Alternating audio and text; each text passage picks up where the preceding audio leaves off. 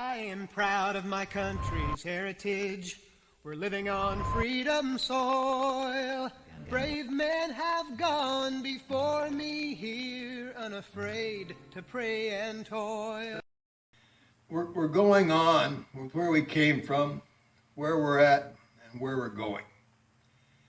And Reverend Theodore Parker, you remember him, minister of the 28th Congregational Society. He did the sermon in the Boston Music Hall on Sunday, July 4th, 1858. I talked about him earlier.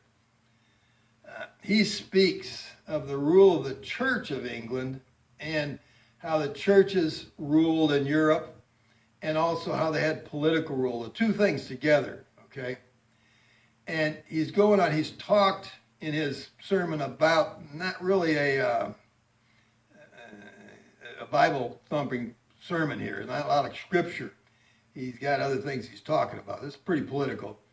But he's talked about the church rule, and now he's going to the political rule. So he says, in page 4, he says, second, he's talking about the political rule now.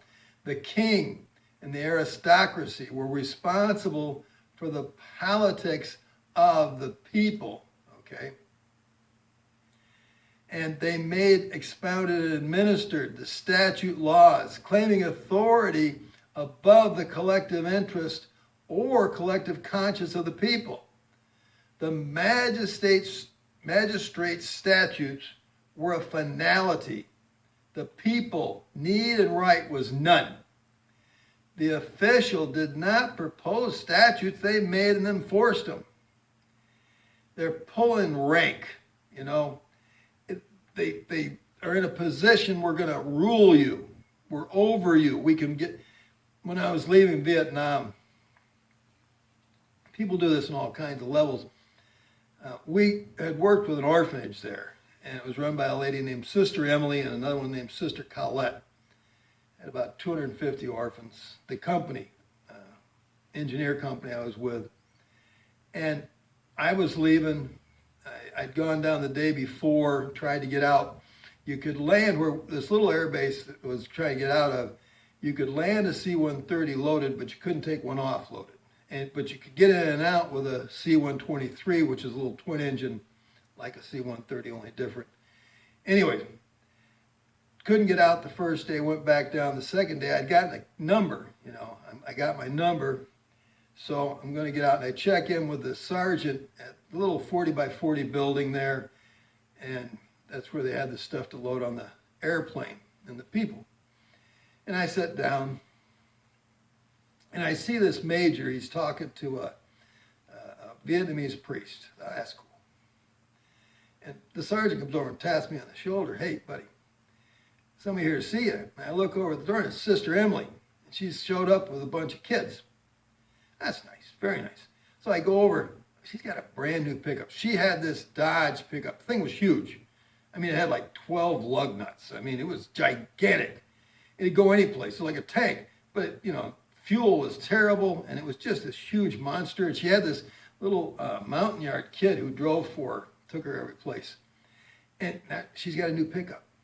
It must be a Datsun. I think they're the only one. 71, you know, and it's like this little, it's beautiful.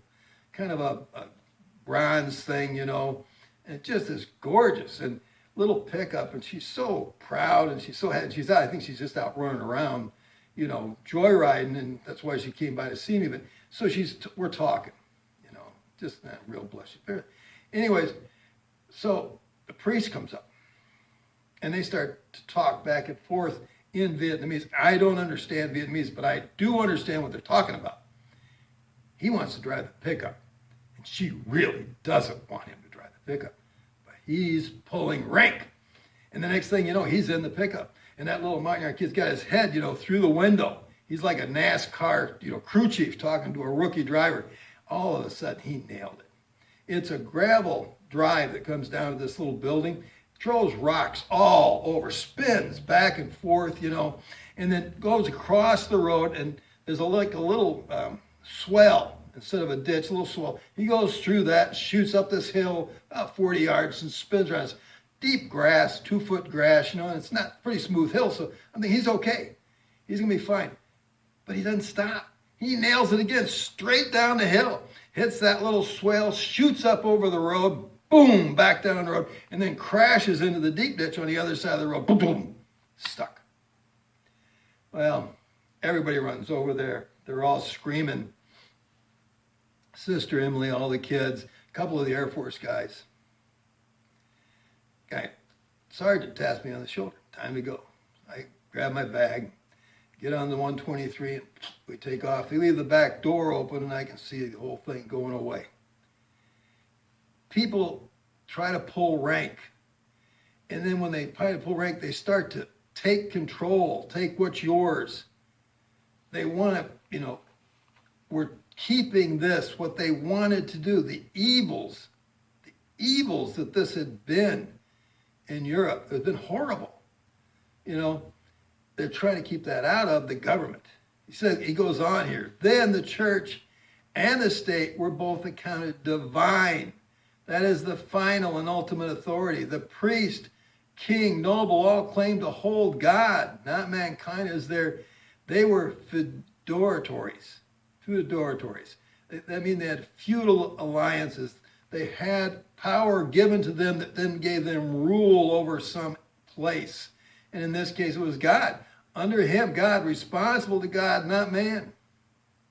The ecclesiastical or political ruler had all the command and right.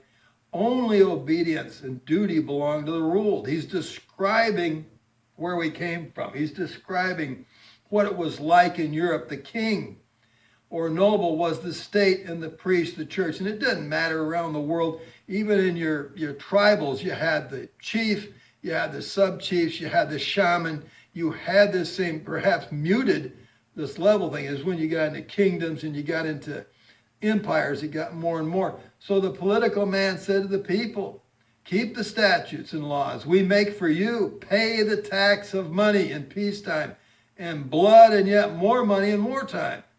And then mind your own business. Leave us alone. Either to enjoy the passive dignity of reigning like King Log, I love how this guy writes, or the practice of active work of ruling like King Snake. So shall it go well with you here. We're responsible to God for you, and in heavy pains and penalties in this life are we held bond. You are responsible to us in heavy bonds and penalties. Shall we hold you in bond in this life? God is our law. We are yours. And he talks later on about hearing the crack of the faggots. And this was bundles of sticks that they tied together. And when they burnt somebody at the stake, they would throw these bundles on to make it burn faster because they thought it was humane, It's a terrible way. The Shawnee, Shawnee, they're the Indians in southern Ohio. And they used parts of Kentucky, I guess, there. Anyways, they were burning this guy at the stake, or burned him alive. And he wasn't dying. He'd gone all night. It's just terrible. It really got bad.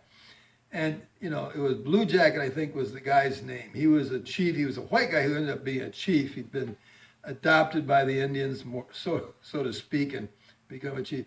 And they just, no, this isn't human. This isn't even animal. This is demonic. We got to quit this. No more burning people at the stake. They saw this. And yet in Europe, we're doing this. This is what they're coming out of. They're killing people horribly. This has been, he goes on here, Now that's since 1791, since our Constitution in America, we have somewhat changed the state of things. The political and the ecclesiastical functionary is the servant. The people master now. This is where we came from, subordinate, dependent, being bound, subjects in all cases whatsoever. We compare this to the power, that's from the people. What we saw in the ratification letters. The power is from the people always. The people are in charge. We've lost this. It's not recognized. The ninth and tenth are not, they're not understood. They're not seen as our law. They're not seen as necessary. This is now where we've at least in part gone. And we're going back to, we have the greatest country in the world. Still today, people are dying to get here. But we're living off the believing of people who went before us.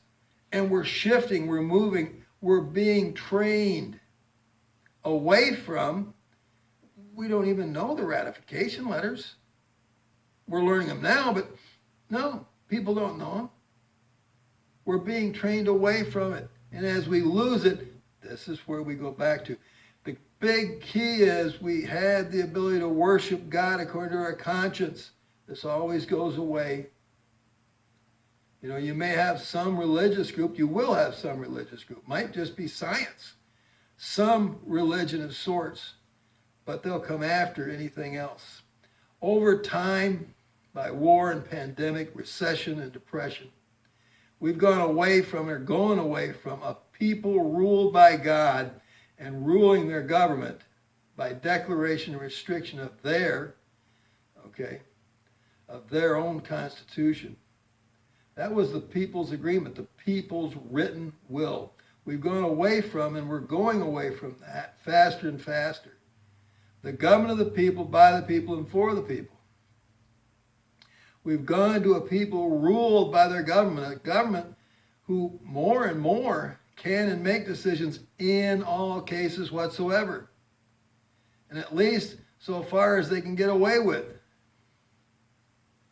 They have in all practice gotten rid of the 9th and 10th Amendments. And they're working on getting rid of the 1st and 2nd. It's a government who sees the people as indeed dependent on them, subordinate to them, as their constituents, yes, but subjects in practice. Not those who can authorize or make or amend our Constitution, but a part of a whole which is subject to the laws of legislature now working without any or very little restriction. And a people to be bound by the rules of their laws that are not restricted to the declaration and restriction of our Constitution. They're only restricted by the combined will of politics. Okay? God, the will of the people, and the Constitution all be damned. There are many who are trying to help, okay? They wish to help us deal with the administration of this uncontrolled government. That's what they're trying to do, but they're not seeing that we need to go back to this declaration of restriction. This is where we came from. Not sure we can. But you need to know the truth. There's a movie where humans are being used as batteries. They're plugged in, you know. But in their brains, they're pumping in information, so they see themselves living in this society. They see themselves living in a culture. They see themselves living lives. They're just in a tank being used as batteries, plugged in, you know. But in their minds, and this one guy, there's a group of people trying to overthrow this. They're the rebels, you know. And the guy's going to be the Judas. He's going to be the guy that goes against them. And so they're talking to him. He says, you know, I don't want to know. I decided that ignorance is bliss. Just tell me in my brain that everything's okay, that this is wonderful, that I'm a wonderful person, powerful, I'm doing great. Tell me that. That's all I want to know. It's a fantasy. Even in a movie, it's a the movie's a fantasy. It's a fantasy in a movie. We don't want to live in a fantasy, kids. I'm going to go through and show you out. I'll answer all the questions, including how the heck I get to be the one that knows this when everybody else doesn't, which is a very good question.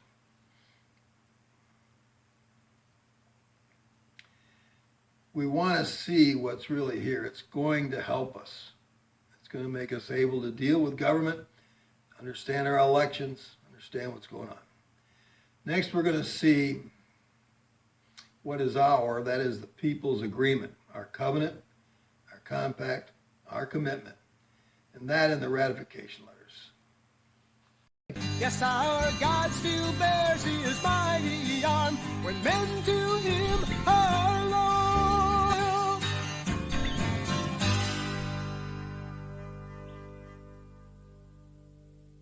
Yes, our God still bears his mighty arm when men to